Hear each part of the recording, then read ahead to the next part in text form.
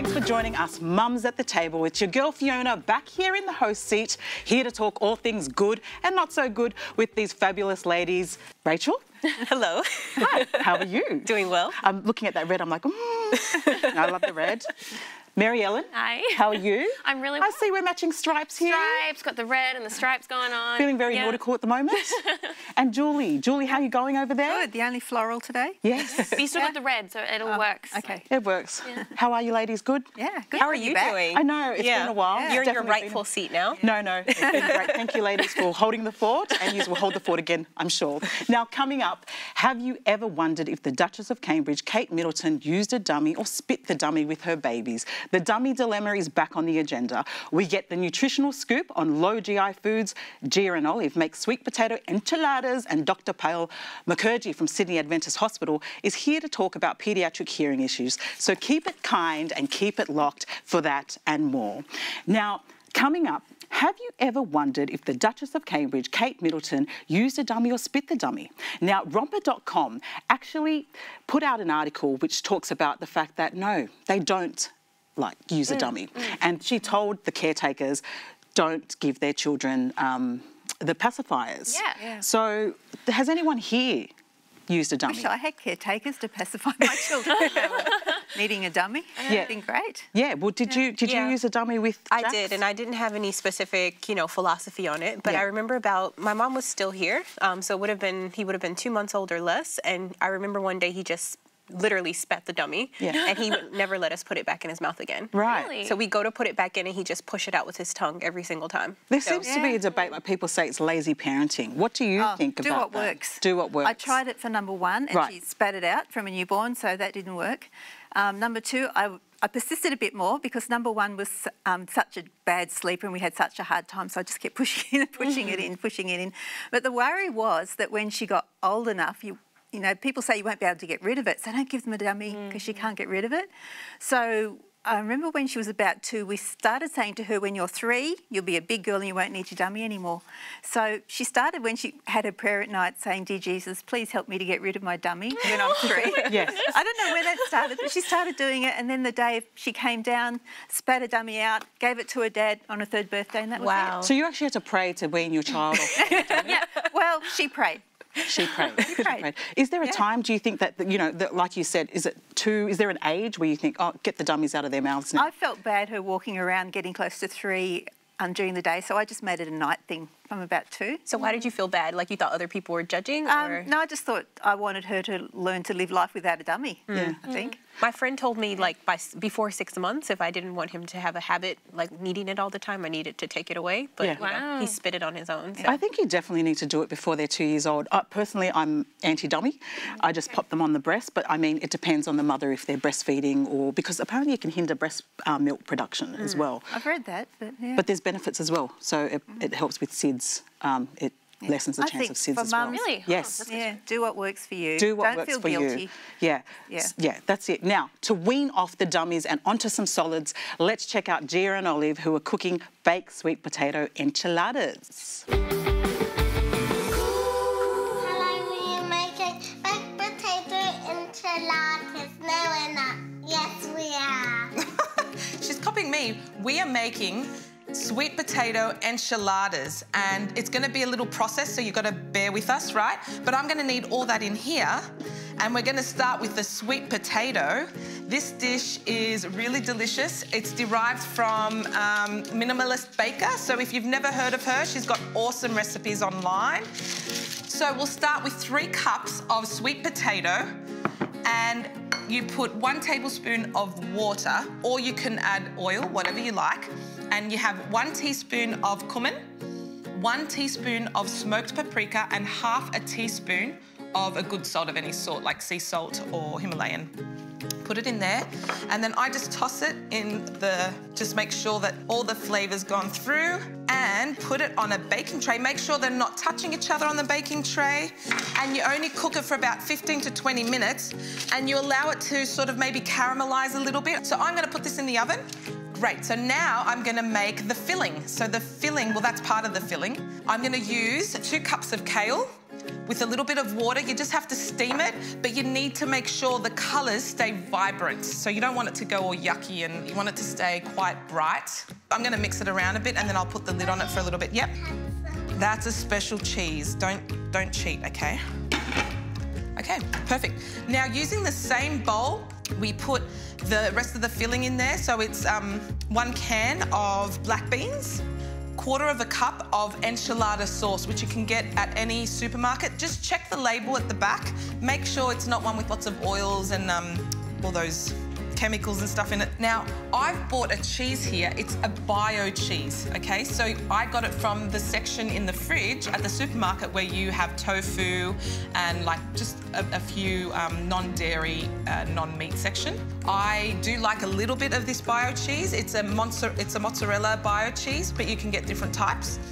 And I've already got the sweet potato, and I've actually added pumpkin to this one, because at the supermarket you can buy pumpkin already cut up in cubes, and I thought, you know what, make it easy. I'm just going to mix the two together.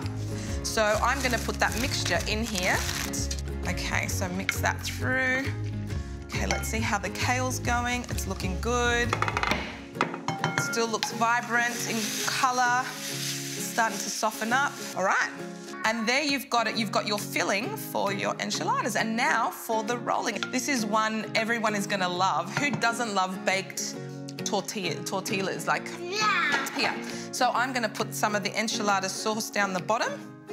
And I'm just going to throw that in there and make sure it's got some enchilada sauce on both sides. And I'm going to put some of the filling inside of that. I'm going to add some of the cheese on top. Your fingers will get messy, don't worry about it. Get your kids to help you with this stuff. Like, it's so much fun getting your fingers all dirty and messy. Now, when you're rolling it, make sure when you put it at the end of the dish, right at the end, make sure the folded side is down. So when this is all done, when I've rolled about 10, you just squash these all the way through until you get about 10 there. I will put some enchilada sauce right down the middle, and then I'll bake it in the oven. And once it's baked, we'll come back and have a look at what it looks like.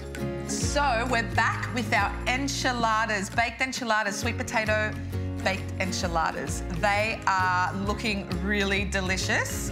This is the end result. Olive is actually decorating it with some fresh coriander leaves. I've made some guacamole cream, which you can find the recipe for on thetabletv.com or on our social media, The Table TV Show. So let me just pour some of this delicious, delicious cream on top. And if you've got some sunny sour cream, which we made with sunflower seeds, also you'll find that recipe on our website. We serve this individually. We chop up some jalapenos, put some jalapenos on top, some sour cream, and some of the avocado cream. Okay, that is going to be amazing.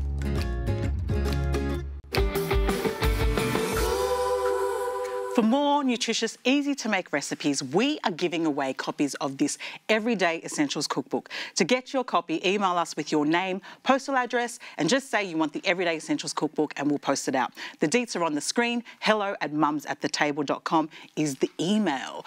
But now, as we get our hustle on each day, we can get so caught up in doing life and trying to live the best life, we may neglect and leave our neighbours hanging in the trenches or even hanging for a high five, which is why an online article in handsfreemama.com talks about a mother who had been ignored by other mothers, and she felt excluded and, you know, felt like an outcast because she had been ignored. Rach, did you read the blog and give us a breakdown of what you thought it was about? It really resonated with me because I've lived in different places. I could identify with the story. So there was a mom, she takes her daughter to, I don't know, maybe a swim class or something like that. Yeah. And she tries to ask one of the other mothers, like, give me the lowdown on what happens here. And the mom's kind of like, look at her and then just glance away and don't really give her much thought. So she ends up talking with the kids. And, you know, the next week she tries again, tries to make effort to be friends with them. And they kind of just like turn into their little clique again. And she shares several situations like this. So you might think it's a huge story, but it's really just about her feeling invisible, in the sense of feeling invisible. And she says in this moment, instead of like, internalizing it, she decided what she's going to do is to start thinking of others when they're feeling that way, when other women or other people are feeling invisible. And reaching out. I think it's important also, she was with her daughter, so her daughter did see these other people ignore her mum. How do you teach your children in situations like this? I think it's something we have to really consciously teach our children to be kind. We think they're going to learn it by watching us. and modelling our behaviour. But, you know, I really think it's something we have to say, here's a situation. And I love how this mum used this situation, even though she was feeling in pain and isolated and a bit hurt at the time, she said to her daughter, remember how this feels. And I think that's a great thing to say to our kids. Just remember how this feels so that when you're in a situation, you'll be a bit more kind to someone else. And just to notice that some people are going through some things. Yeah. You never know. You know, like I said earlier, the hustle of life, we get caught up. We don't realise how we're treating other people. Exactly. I was going to say, I remember there was a guest on about 6 months ago, and she said that one of the ways that she teaches her kids kindness is when they come home from school each day, she asks them 3 specific questions. I can't remember the first 2, but one of them was, how have you been kind today? As opposed to, like, how was your day? And it's actually, you know, intentionally saying, okay, what is one way you're going to be kind today? Let's figure out a way to be kind to a child in your class, a child at swim, you know, whoever it is in their lives. And I thought that was really cool, like actually planning out how you're going to do that. I think sometimes because we can get caught up into our cliques, like in our friendship groups, it's easy to not think about the people who are on the outside, and that's probably what those women did. I don't think they were intentionally saying, I'm going to be mean today. But once you get settled into that friendship group, it's hard to look and see who's not included. So I think the same point you were making, Mary Ellen, is like telling our kids to look for kids who are kind of on the outside or who aren't, you know, part of the group. And I think it's good to remember too that just one person can make a difference. I'm probably basically an introvert. If I can go into a room and just find one person to connect with, it makes such a difference. I think that's so important what you said. Be that one person and teach your kids to be that one person. Share with us on our social media pages how you are making a difference, and does kindness matter to you? But moving on, you may have heard of helicopter parents who hover over their child's every move, but now it seems we've taken it up a notch with the term lawnmower parents. An article in essentialkids.com discussed how lawnmower parents take matters in their own hands and mow down any obstacles or challenges before the issue even arises on their child's doorstep. The article included 8 signs for parents to self-diagnose themselves, as I did. Of course, I met the lawnmower parent, you know. Really? Yeah, apparently. What? Did you get the breakdown of what I the got 8 the signs breakdown, were? don't you worry. I got it right here. Give us the lowdown there, Mary Ellen. Well, the first is if your child forgets something, you bring it to school for them, right? I feel like most parents would do that. Second is you tidy up after them, you do their laundry, you put their plates in the dishwasher. Third one is that you blame their teacher for bad grades. I feel like these are all pretty natural things to do. I think so too. Like, you know, you push them above their level, you talk, you know, stand up for them, and then if you kind of break up fights with them, there's all these different ones. I won't list them all. But yeah, it's sort of just, you don't ever allow your child to build up that resilience on their own, I think. I want to know how many symptoms you need to be diagnosed as a lawnmower parent. Because I can see myself in some of them. I thought so too. I think it's age dependent. It you is know, age like dependent, some of it is, you know, you're going to obviously do some of those things for your I think kids. helicopter parents more for the younger kids, and I think lawnmower parenting is for when they're of school age. Is that right? It seems like it. If you're going to bring something, I don't know. I don't know that I necessarily agree with every single one of these. What, you would be the parent to take your, you know, if he forgot something, but if it was chronic, if it was like, you know, Monday, Tuesday, Wednesday, Thursday, then I'd be like, all right, Friday you need to experience the consequences. Would you call the teacher up and say, you need to put my child in a certain level? I wouldn't do that. You wouldn't? No. You were a teacher. Did you have helicopter lawnmower parents, come to you? Yes, but I think it's got a lot worse. It's been a while since I was a teacher. You would get it, and I think that's probably why I was really sensitive about not doing it for my own kids. I always tried to know my children's teachers on a personal level, so we would just have normal conversation. I didn't feel like I had to go and see them specifically for anything like that. Do you think that we've just put labels on everything these days? Like, absolutely. Do you know what? Or do you think parenting's gotten worse? Or, I think everything needs to be blog-worthy, click-worthy, share-worthy, you know, for social media. But I think there has to be a balance between advocating for your kid and being your kid's biggest cheerleader and, you know, not hovering too much and letting them face some sort of challenge in life. And I think you mentioned it depends on the age of the child. I think it also depends on the context that you're in, because the reality is that most of us are from upper class, middle class Australian families or New Zealand families, you know, like white. I'm from the southwest. Whatever. We ain't upper class. Well, you know, but we have all the material things that we need, right? We're not like we have meals on the table, whatever. Roof over our head. So there's not a lot. We're kind of in this society that is a resilience drought. So our kids naturally don't have these situations where they have to struggle and strive. And so if we do too much of this on top of that, it's a problem. But if if you are struggling in that situation and you're doing this, I think it's not a bad thing. I think it's actually a good thing. So it depends on... And I guess the experts do say that when they do come up to real life situations, they can't handle when they crumble. And I think it's good to be made aware of this, because a lot of times I think as parents we crumble because we want to make ourselves feel better in that moment to keep our child happy rather than make them face that thing that might be difficult for them. I think you're right, Mary Ellen, in that I think this is probably a Western problem in that a natural society with like who grew up in a rural environment, they're going to face natural challenges. So I guess it is if your kid isn't facing a lot of challenges, maybe you're making sure that they realize what life is like outside of the nest, the little cocoon. But some parents would watch this and think, my kid has natural challenges. I am going to lawn mow because I need to make something in my kid's life easier. Some of us grew up with the struggle is real. And so we're trying to make our children's lives better. So, you know, for me, it's get the tractor out and dig up some trenches. There's nothing wrong with that. What about you? Let us know. It seems there's a label for everything we do as parents, but in the face of any challenge, sometimes it's worth letting go and letting God. But now, something you don't have to let go is good nutrition. We've got Gia and Trish talking about low GI today. And welcome, and we've got Trish here from Sanitarium, dietitian from Sanitarium. Welcome, Trish. Thanks, Gia. It's great to be back. It's nice to see you. I'm very excited about hearing about GI because that's what we're talking about. GI, there's a rave about GI. What is GI and is it important? Absolutely. Well, GI actually stands for glycemic index, which really is a measure of how quickly a food that has carbohydrate is digested by our bodies and absorbed into the bloodstream. So low GI means that foods are digested and absorbed slowly, providing a more constant source of energy.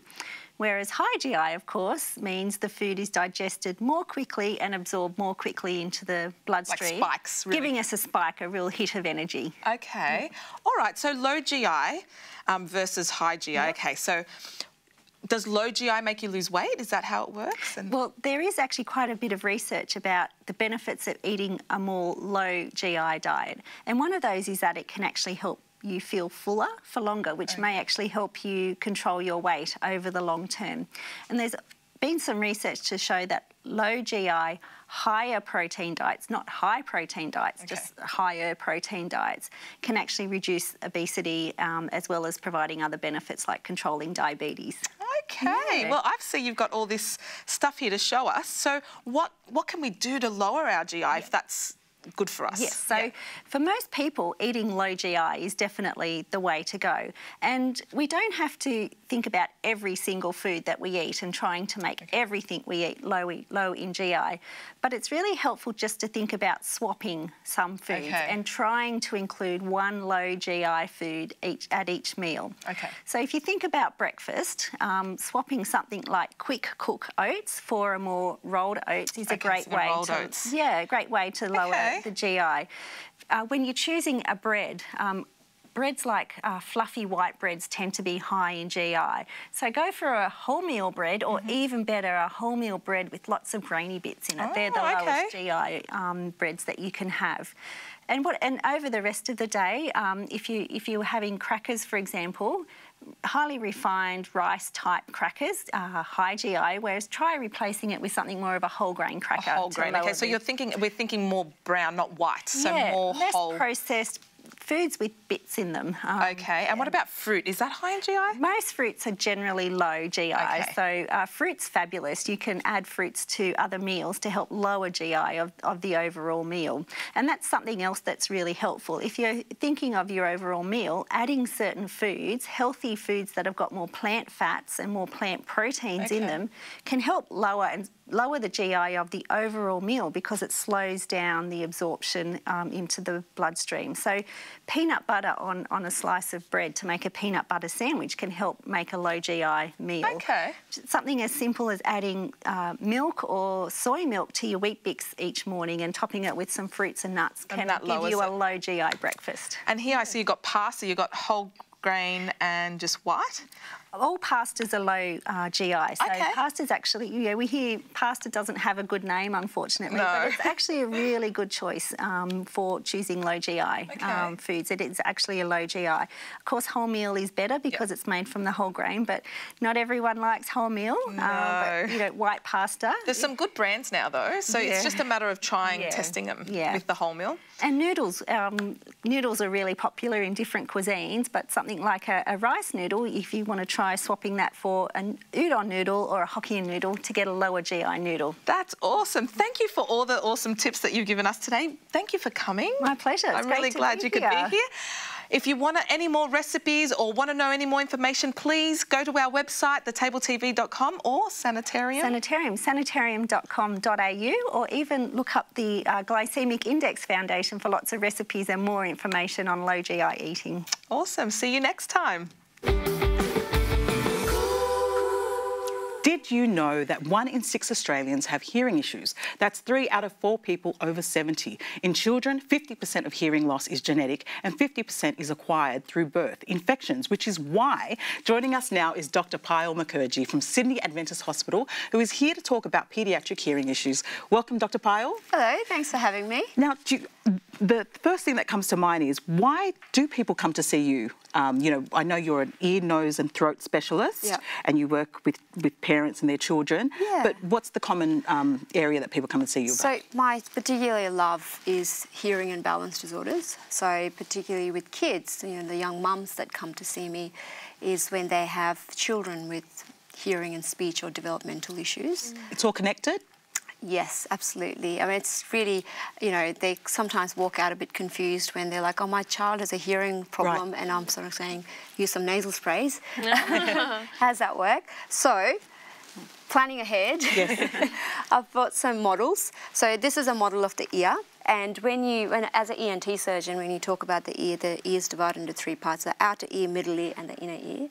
And in New South Wales, in Australia, actually, we're very good. So we've got mandatory newborn hearing screening for every child. So any child that's born with hearing loss gets picked up. They get those like Beats by Dre headphones on. And you've had it several times. Yes, exactly. So you remember. Is that safe? Yep, absolutely. Okay. So the good thing is they get flagged early, but it's, you know, what do you do when your child goes home? And it's in those early periods of, you know, the first 7 years going into school where kids tend to have, you know, having middle ear infections and temporary hearing loss that can be fixed is very common. And that's when you need to support the child to get through, you know, to make sure they're not getting a speech and language delay and they're not having issues with their sleep. So the middle ear is a very common area for children, preschool children particularly, to have problems, and thanks to daycare, that tends to be, you know, a particularly problematic thing in our society. And that's because the middle ear is connected to the back of the nose with this little tube called the eustachian tube. Happens to be shorter and more horizontal in children compared to adults.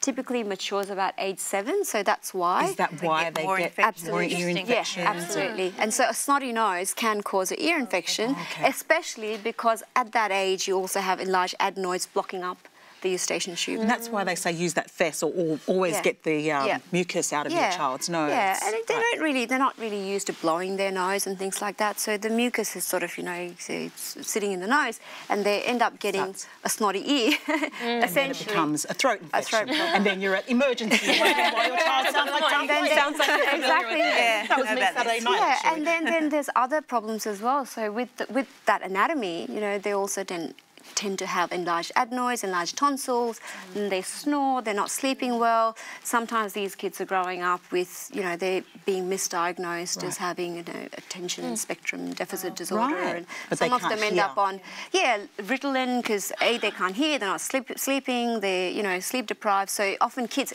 adults, if you have sleep apnea, you're more likely to, you know, be tired and grumpy, whereas a kid will sometimes be more hyperactive and, you know, disruptive. And so they get misdiagnosed. So, yeah, so there's a lot of that. What other signs that parents would look for and say, I think I better go see, you know, Dr. Payal at Sydney Adventist Hospital or something like that, you know? Yeah, so, I mean, I'll use my cards. So, difference between... doctors will use a lot of medical terminology, and that may not make sense to parents. But, for example, a child may have discharging ear or painful ear. So, you know, that's kind of an active infection when kids will usually get given antibiotics. But she's got emojis for this as well. I know. Great. How young do children get ear infections? Oh, as young as, you know, 3 months or younger. And they can't tell you at that age, so how they can't. So, I mean, one of the telltale signs if a child is protective about the ear. So if they don't let the doctor examine them, that's often a red flag.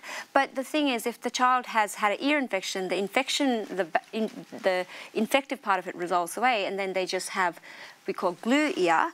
Ta-da! And are any of these conditions related to hearing loss? Yeah, they will both cause hearing loss. Oh, wow. So ear infection. Oh, if you don't get it treated? Yeah. And permanent hearing loss? So most of these are, eminently treatable. Yeah. And most of these conditions will resolve. But if some of them, particularly glue ear, can extend to, 3 months, 6 months or so. So you can imagine. What is glue ear? Sorry, we're talking about glue ear. What is glue ear? Yeah, so glue ear is when it's a snotty ear, essentially, but you can't see it because it's sitting behind the eardrum. The bacteria has gone away, but you've got this really thick fluid that sits there. Does it come out physically? No, you can't. No. So that's why, they've got this hidden hearing loss and the children can't communicate with you. They don't know what it's like to have normal hearing most of the time, these kids who've had chronic issues. So they just develop this temporary or easily fixable hearing loss that carries on, and then they will present with a speech delay. I was going to ask, yeah. Okay. So the first telltale sign will be the complication of a hearing loss as opposed to... And we don't have any screening mechanisms after the child goes home till they present with a complication. So what do you recommend a parent do, like if we can't see the glue ear and it's something that presents as a complication? Yeah, so if a child's not responding, TV's up, they're disruptive, often it's, really important to go to the GP and get them to have a look. And if the child's really frightened about being examined, that's another red flag. And then, other things like, there's usually make sure that there's no other reasons why a child is being disruptive, they're not listening, So they're not just being misbehaved. Exactly. Parents, we might think that. Yeah. I have a random question. When I was in primary school, I was always told, don't put your music up too high on your headphones because it'll cause hearing loss. Is that an actual issue? Yeah, so I think that's, and you see that more in the, the teenage kids going into young adulthood, and there's a lot of background noise in our society, and we're all, then on our personal devices trying to compete with that background noise. So noise-induced hearing loss is, I think, going to be a real younger generation problem compared to, the older generation problem. Is it because their ears aren't as developed, they're more likely to get damaged? Just a long-term thing over time? It's a long-term thing. So toxic levels of sound. What's toxic? Like lawnmower sound or at the nightclub? What's toxic? So there are guidelines. So and it goes in decibels, but the louder the sound, the less the safety time of exposure. But if you're listening to, if you're at a rock concert every day for, prolonged periods of time, it is, over and over, and you don't give your ears a bit of a break, you will get hearing loss. Yeah. And that will develop slowly, so you don't notice it. It's only when your hearing goes down suddenly that you notice it. And so by the time you have problems like impairment in communication, it's far advanced. Yeah, wow. So, look, it's that time of the show. I'd like to thank you, Dr. Pyle, for sharing your expertise with us. I know a lot of us are going home and checking our ears. And ladies, thank you for the chat. As always, it's a pleasure hanging out with my homies. But look, don't forget to share, like and subscribe to us if you're watching this online, and get yourself a copy of the Mums at the Table mag by emailing hello@mumsathetable.com. Let us know if there's a topic you want to hear, because there's always room for more mums at the table. Until next time, God bless.